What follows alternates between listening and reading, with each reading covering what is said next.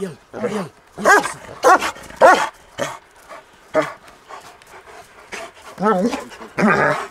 poate să ridice.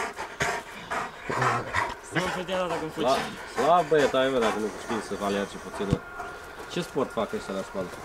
Păi nu facem. Nu? 2 toni, 30 de mii. Hai, dă un fug, Alex, acolo. Ce? Dă un fug.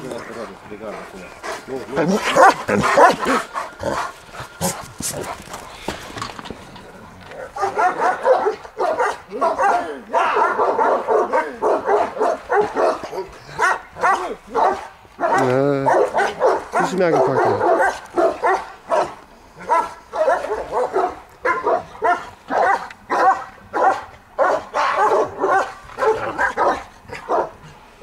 Hai, Alice.